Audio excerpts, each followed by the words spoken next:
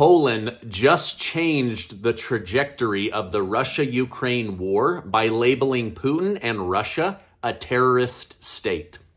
Problems continue to stack up in the United States with energy and now with the railroads going on strike right before the holidays.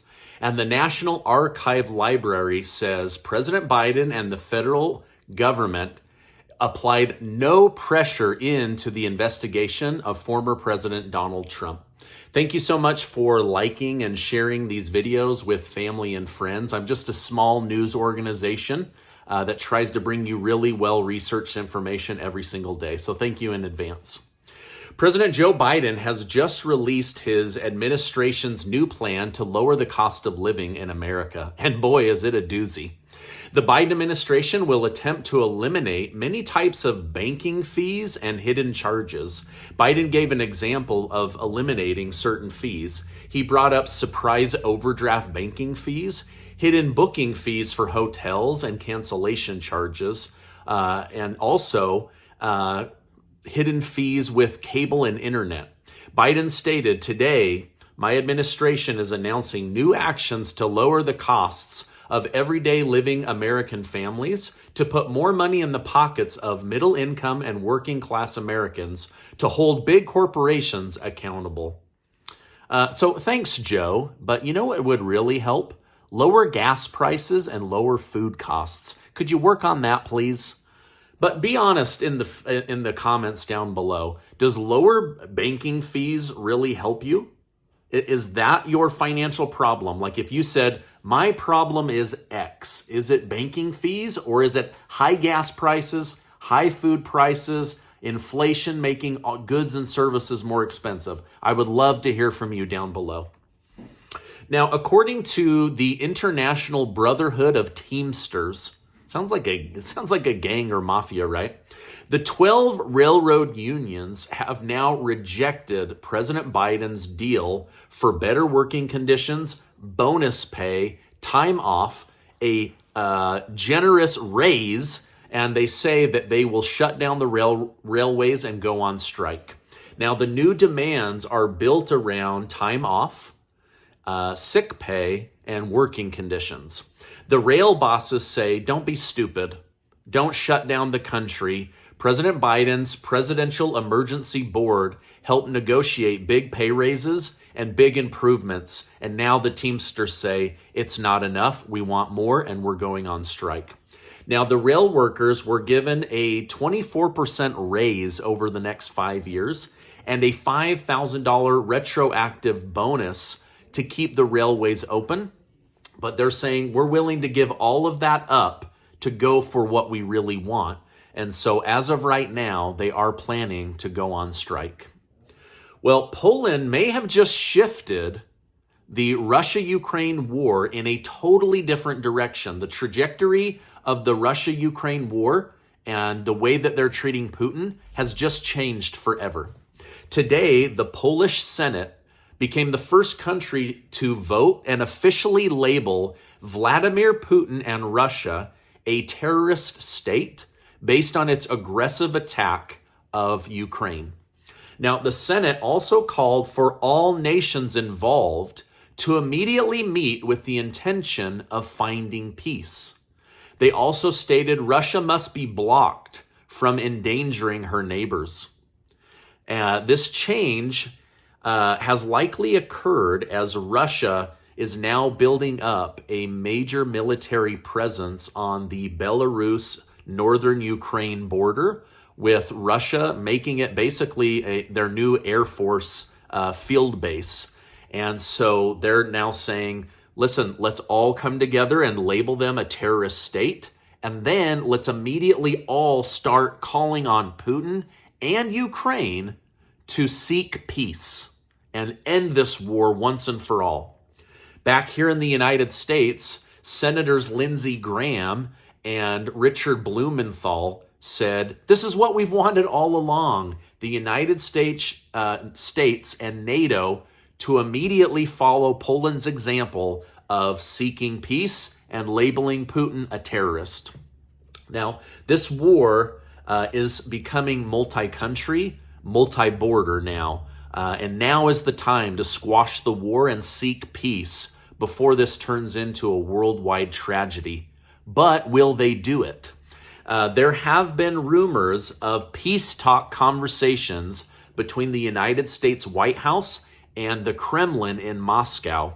But Vladimir Putin said, don't put too much stock into these conversations leading to peace, because Zelensky of Ukraine has publicly announced Ukraine will now never seek peace. They will only seek victory.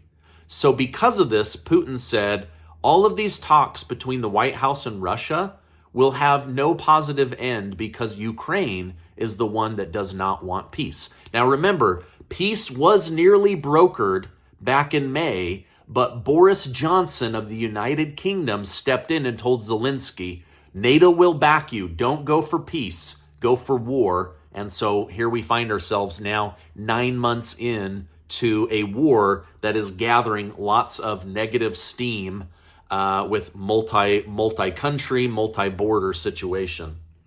Poland is also saying the world should hold Russia accountable for paying for the rebuilding of Ukraine, similar to how the United States helped Japan rebuild after World War II. Now, what do you think? Who's going to pay to rebuild Ukraine? Should it be United States taxpayers? Should it be NATO taxpayers? Should it be Russia? Let me know your thoughts down below. Vladimir Putin, at the same time, has started running nuclear weapons survival drills in Russia to prepare his citizens in the event that NATO fires a nuclear weapon on Russia. So the world says Russia is going to use nuclear weapons on the world, and Russia and the United States are telling each of their citizens to prepare for nuclear fallout. They're buying nuclear radiation medication in the United States. They're running drills in Russia. To me, it seems like these two big nations, the two biggest superpowers of the world, should immediately come together and commit in writing to not using nuclear weapons for the good of the planet and for the good of the human race. But what do I know? You guys, I'm just a guy here on the internet. All right, now last year, President Biden predicted a winter of death for the unvaccinated. Of course, this didn't happen. And this year, however, there is a real issue. According to several sources, several regions of the United States will be rationing natural gas use during winter months. The White House commented on this, but said it was concerned more about Ukraine's winter than the United States winter. But they didn't deny that they're going to be asking people like you and me to ration our natural gas during the coldest months of the year. Specifically, the Northeast region like Pennsylvania, Massachusetts, New York, New Jersey, maybe even a little bit further south into Ohio. These areas, Vermont, Maine, they're saying they're specifically definitely going to be rationing natural gas. Former Obama Treasury Secretary Larry Summers said he is very concerned about the Biden administration's fiscal approach. He said the rate at which they are spending money and forgiving debt will affect the country. It's just math. He said it's as if they're not even sitting around a table discussing financial topics anymore. Now, Professor Nouriel Roubini of the New York University Business School agreed with Summers that there seems to be no real economic plan for how to move the United States out of inflation and how to stop all the spending to try to dig our way out of inflation. He said that this will hurt Americans, especially working Americans, in the long run because they're the ones carrying the debt. Last night, the Senate debate in Pennsylvania between John Fetterman and Dr. Oz finally happened. Many Republicans believe that if Dr. Oz can win Pennsylvania, they will take the Senate over in Congress. Now, Fetterman started the debate by addressing his recent stroke and said Dr. Oz refuses to let him and voters forget that he's had a stroke. But to accommodate this, They put two 70-inch TVs above the moderators so that Fetterman could read the questions in addition to hearing them, but it didn't seem to help. Dr. Oz pitched himself as a center-leaning Republican. He said, Washington keeps getting it wrong with extreme positions. I want to bring civility and balance. Fetterman mainly attacked Oz by saying he's a rich outsider that doesn't know how to help people in Pennsylvania. Now, sadly, and I refuse to mock Fetterman like I've seen just about everywhere else, but he did make a lot of big goofs, and it was obvious his stroke has affected his mental capacity and capability of thinking and also communicating clearly. However, CNN interviewed many people from the debate afterwards, and many of them said they don't care how bad Fetterman is. They don't want a Republican to have that seat. So they would literally rather have somebody who isn't able to think clearly than a Republican, while others said it was so obvious that Dr. Oz won the debate. So I'll let you guys decide. I'm trying to be very fair and also not mock either side. Now, after Trump was raided by the FBI, some Republicans have been trying to say that this was politically motivated.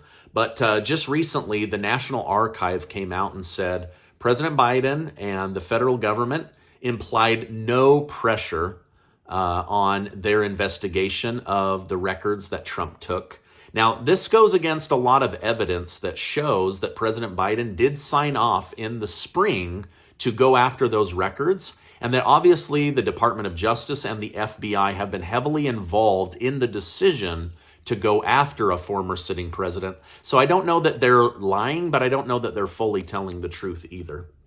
Speaking of Trump, Mark Meadows, the former chief of staff for the Trump administration, is going to be testifying about whether he participated in any election tampering in the state of Georgia.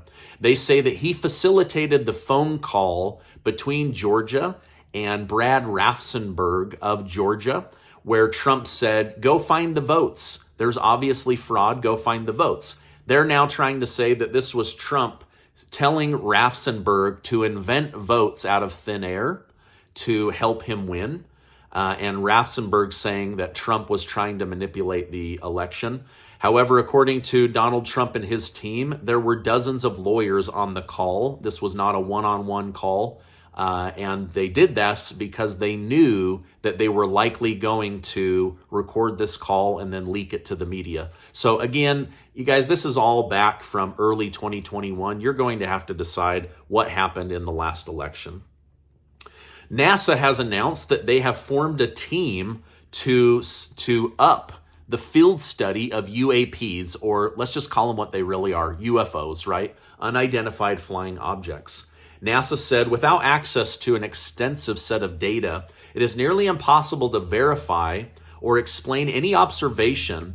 Thus, the focus of the study is to inform NASA what possible data could be collected in the future when it comes to UAPs. Now, I'm going to try to get a U.S. naval air fighter on my show who talks about his interaction with these unidentified aerial phenomenon or UFOs, and I'm going to try to have him on because according to him, he and his team were regularly, almost daily, encountering these unidentified objects flying. They were out there with no concern for fuel, no concern for the fighter jets around them, and he describes them. So I'm going to try and get him on the show. Now, lastly, as Ukraine continues to battle Russia, there is big worry about Ukraine's winter. 30% of their energy has been knocked out by drones and missiles. And so Ukraine is now telling the refugees that have gone to Moldova, Romania, Germany, Italy, Poland, they're telling them, do not come back to Ukraine until the spring. We cannot support you with the energy crisis going on. Now, this is my update for today. As I know more, I will definitely come on and share more with you. Make sure to take 20 seconds to enter your name to be one of the winners of the $8,000 in cash and prizes that Casey and I are giving away thanks to generous video sponsors. and I'll make sure to leave a link down below. Now, before you go, I want to remind you that you are amazing.